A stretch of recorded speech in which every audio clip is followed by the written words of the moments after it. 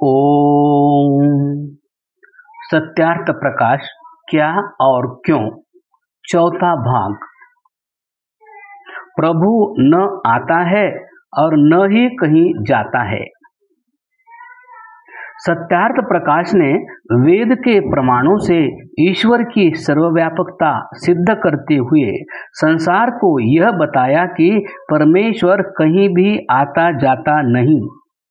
जाता वही है जो कहीं न हो और आता भी वही है जो किसी स्थान पर हो और किसी पर न हो। जो सर्वत्र है वह जाए कहाँ और आए कहाँ। परमात्मा अवतार लेकर भी जगत में क्यों आएगा? क्या वह पहले जगत में नहीं था? किसी भी वस्तु में जब परिवर्तन होता है तब वह अपनी पहली अवस्था से या तो बढ़िया बन जाती है या पहले से घटिया हो जाती है। पूर्ण परमेश्वर की पूर्णता अवतारवाद वालों ने झुठला दी है। प्रभु में क्या कमी थी जो उसने अवतार धारण किया? अवतार लेकर यदि वह पहले से बढ़िया बन गया तो पूर्ण नहीं था, और जो पहले से घटिया हो गया तो भी सर्वज्ञता व पूर्णता गई। यह इस ग्रंथ का प्रभाव है कि गीता प्रेस गोरखपुर वालों को बालकों की बातें पुस्तक में मानना पड़ा है कि ईश्वर जैसा है वैसा ही रहता है, न वह मरता है और न जन्म लेता है। पौराणिक हिंदू भारत को ऋषि भूमि व पुण्य भूमि मानते हैं, परंतु ये जिन अवतारों को मानते हैं वे सभी भारत में ही जन्मे। प्रभु अवतार तब तब लेता है जब जब पाप बढ़ता है। इस दृष्टि से भारत तो सबसे बड़ी पाप भूमि हो गया। यह पुण्य भूमि कहाँ रही? संसार में कहाँ रक्तपात, बलात्कार, अन्याय, उत्पीड़न, हिंसा, धोखाधड़ी नहीं? इराक, अरब, ईरान, जर्मनी, फ्रांस, ब्रिटानिया, चीन व अमेरिका में कोई अवतार क्यों नहीं हुआ? भारत कट गया। कश्मीर समस्या ने कितने लोगों की जानें ले ली और राम मंदिर की समस्या तथा आतंकवाद की विनाश लीला। क्यों कोई अवतार अब नहीं आता? इस शंका ने बड़ों बड़ों को सोचने पर विवश कर दिया है। इस अवतारवाद के कारण हिंदू समाज की बहुत क्षति हुई है। समय समय पर देश के विभिन्न भागों में कई मुसलमान कृष्णावतार होने का नाटक करके हिंदुओं को ठगते व भ्रमित करते रहे हैं। हैदराबाद, गुजरात, कादियां, पंजाब में कई जाली अर्थात नकली कृष्ण प्रकट हुए। विचित्र बात तो यह है कि ये सब मुसलमान थे और इस्लाम अवतारवाद को कुफ्र मानता है। यह सत्यार्थ प्रकाश का ही प्रभाव है कि राष्ट्रीय स्वयंसेवक संघ के संस्थापक डॉक्टर हेडगेवार के जीवनी लेखक श्री आप्टे ने डॉक्टर हेडगेवार व उनके मामा जी का एक वार्तालाप देकर अवतारवाद को हिंदू समाज के लिए घातक ही बताया है। संघ वालों के रोम रोम में जड़ पूजा के संस्कार हैं, अतः वे खुलकर अवतारवाद से हिंदू समाज को बचाने का प्रयास नहीं करते, परंतु संघ वालों ने संघ और चिंतन पुस्तिका में भी यह कहानी देकर डॉक्टर हेडगेवार जी का अवतारवाद विषयक यह विचार दिया है। विवेकानंद शीला स्मारक में ध्यान केंद्र। कन्याकुमारी में करोड़ों अरबों रुपयों का व्यय करके संघ वालों ने स्वामी विवेकानंद का शीला स्मारक बनवाया है। वहाँ सागर तट पर स्वामी जी की प्रतिमा है, परंतु शिला पर जो भव्य ध्यान कक्ष बना है उसमें मूर्तियां ही नहीं है, वहाँ केवल ओम ही लिखा हुआ है।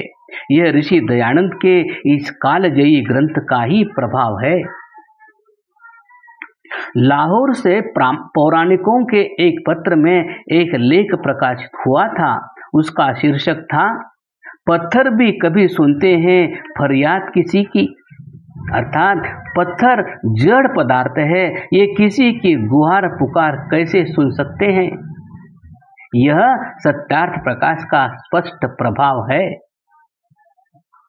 हम पुनः स्मरण करवाते हैं, अब घने सयाने बंधु मूर्ति पूजा के प्रचार के लिए नए नए शब्द जाल बिछाते हैं। पंजाब में सनातन धर्म के नेता राजनारायण अरमान के पत्र अखबार आम में कभी निम्न पद्य छपा था: गुनाह ओ मासियत क्या है खुदा से सरकशी करना, बुतों को सिर झुकाना, गिड़गिड़ाना, आजजी करना। अर्थात पाप कुकर्म क्या है? प्रभु से विद्रोह करना, मूर्तियों को शीश झुकाना, उनके सामने गिड़गिड़ाना और उनसे कुछ मांगना। यह किसने बोध करवाया? कहिए सत्यार्थ प्रकाश ने। हम यह घटना स्मरण करवाना चाहते हैं। ग्रह उपग्रह गति करते हैं।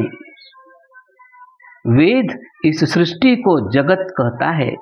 वेद के कई मंत्रों में यह बताया गया है कि सूर्य, चंद्र, पृथ्वी आदि ग्रह उपग्रह सब गति करते हैं। सत्यार्थ प्रकाश, ऋग्वेदादि भाष्य भूमिका, वेद भाष्य व आर्याभिविनय आदि सब में ऋषि ने तर्क व प्रमाणों से ऐसा लिखा है। कुरान के एक भाष्यकार ख्वाजा हसन निजामी ने इसका खंडन करते हुए 2 भागों में एक पुस्तक लिखकर आर्यों को झुठलाया। परंतु आज सब मुस्लिम व ईसाई देश ऐसा ही मान रहे हैं। परमाणु में भी गति होती है, यह विज्ञान का मत है। प्रोफेसर विष्णु दयाल जी ने कभी यथार्थ ही लिखा था कि यदि सृष्टि का पर्याय जगत शब्द बाइबिल में आया होता तो प्रसिद्ध वैज्ञानिक गैलीलियो को अमानवीय यातनाएं न दी जाती। यदि ईसाई धर्म ग्रंथ में जगत शब्द आया होता तो ब्रूनो सरी के वैज्ञानिक को क्यों जीवित जलाया जाता?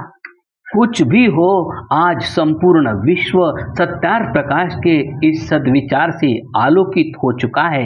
सत्यार्थ प्रकाश की यह मान्यता आज किसे मान्य नहीं है? कोई विरोधी दिखाओ तो। सामाजिक कुरीतियों का उन्मूलन। हिंदुओं व मुसलमानों सब में बाल विवाह आदि कुरीतियां आज भी है। ऋषि ने इनका कड़ा विरोध किया। आर्यों को इसका मूल्य चुकाना पड़ा। आज कुरीतियों का विरोध करने के लिए कई कागजी संस्थाएं तो हैं, परंतु बुराई नहीं जा रही। भारत से छोटी छोटी बच्चियों को धनी माने शेख निकाह करके अरब देशों में ले जाते हैं। फतवे देने वाले मुल्ला बाल विवाह पर मुहर लगा देते हैं। दूरदर्शन में इसका प्रचार होता है। हजरत आयशा का उदाहरण उनके सामने है। वे क्यों इस कुरीति का त्याग करें? पुजारी लोग भी लोभवश ऐसे ही विवाह करवा देते हैं। सत्यार्थ प्रकाश का यह प्रभाव है कि किसी भी राजनेता, क्या हिंदू व क्या मुसलमान, ने अपनी अबोध कन्या की शादी करने का पाप कर्म इन वर्षों में नहीं किया। जो पौराणिक पंडित कपोल कल्पित श्लोकों को लेकर आर्यों से इस विषय में शास्त्रार्थ करते थे और सनातन धर्म पताका आदि पत्रों में ऋषि दयानंद को इस कारण कोसते व रगड़ते थे, न जाने वे अब कहाँ किस गुफा में जाकर विश्राम कर रहे हैं। किसी भी मूर्धन्य पौराणिक पंडित ने अपनी कन्या का शैशव काल में विवाह कर दिया हो, इसका एक भी उदाहरण सुनने में नहीं आया। इमराना जैसे कई कांड सामने आए हैं। देवबंदी फतवों को विरोध करने का कुछ एक ने तो साहस किया। सत्यार्थ प्रकाश के प्रकाशन का प्रयोजन कुछ तो पूरा हुआ। क्या पाप क्षमा होते हैं?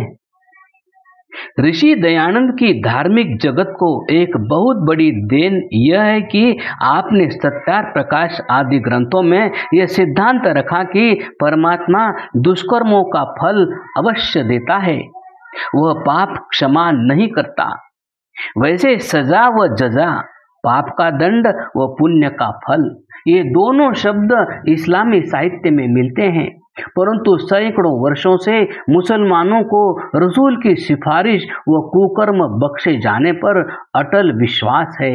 मुसलमानों में इस आशय के अनेक गीत गाए जाते हैं, यथा हाँ हाँ गुनाह किए हैं तेरी रहमत के जोर पर, अर्थात ऐ खुदा तू दयालु है, क्षमा करने वाला है, इसलिए तेरी कृपा के बल पर मैंने निश्चिंत होकर निडरता पूर्वक पाप कर्म किए हैं।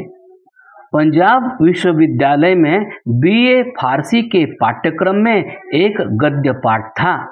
अब है या नहीं यह पता नहीं। यह पाठ्य पुस्तक व लेख अब भी हमारे पुस्तकालय में सुरक्षित है। उसका लेखक एक प्रतिष्ठित ईरानी विद्वान है।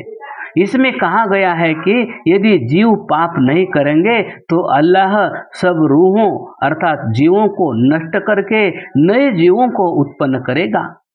जीव यदि पाप नहीं करेंगे तो अल्लाह की दया व क्षमा करने की शक्ति की अभिव्यक्ति कैसे होगी। इसका अर्थ तो यही निकला कि अल्लाह की शान बनी रहे, इसलिए जीवों को अवश्य कुकर्म करने चाहिए। विश्व में सदाचार की स्थापना व पुण्य कर्म करने की प्रेरणा क्यों दी जाए, जब अल्लाह स्वयं ही अपने गौरव के लिए जीवों से पाप करवाना चाहता है। जनाब अनवर शेख ने इसी सोच पर एक व्यंग्य कसा है। लाजिम है झूठ बोलना, मुर्शद ने यह कहा, बख्शेगा वरना क्या खुदा, गुस्सा न कीजिए। यह है सत्यार्थ प्रकाश का प्रभाव, यह पाखंड के विरुद्ध विद्रोह। ईसाई भी क्षमा के सिद्धांत को मानते हैं। आश्चर्य इस बात पर होता है कि गीता का मुख्य विषय तो यह है कि कर्म करना हमारा अधिकार है, फल परमेश्वर देता है, परंतु कर्म फल सिद्धांत को अटल मानने वाले हिंदू भी गुरु कृपा, तीर्थ यात्रा, व्रत, उपवास व प्रार्थना से पाप क्षमा करवाने के चक्कर में भटकते रहते हैं। गंगा स्नान से पाप क्षमा, केरल में तो वर्कला में सागर को ही पापनाशन कहते हैं। तीर्थ यात्रा ही विभिन्न संप्रदायों के लिए सबसे बड़ा पुण्य बन गया है। आचरण पर कौन बल देता है। महर्षि दयानंद ने सत्यार्थ प्रकाश में इस संबंध में दो बातों को बड़े स्पष्ट रूप से लिखा है। प्रथम, स्तुति प्रार्थनोपासना का फल यह नहीं कि ईश्वर अपना नियम छोड़ स्तुति प्रार्थना करने वाले के पाप छुड़ा अर्थात क्षमा कर देगा। 2, ईश्वर पाप क्षमा नहीं करता, क्योंकि जो पाप क्षमा करे तो उसका न्याय नष्ट हो जाए और सब मनुष्य महापापी हो जाएं। यह सत्यार्थ प्रकाश की बहुत बड़ी देन है। इसका विचारशील लोगों पर गहरा व व्यापक प्रभाव पड़ा है। इसके हम आगे प्रमाण देंगे, परंतु दुख का विषय तो यह है कि सभी दूरदर्शन चैनलों पर विभिन्न धर्म स्थानों का गुण कीर्तन करते हुए बहुत अंधविश्वास फैलाया जा रहा है।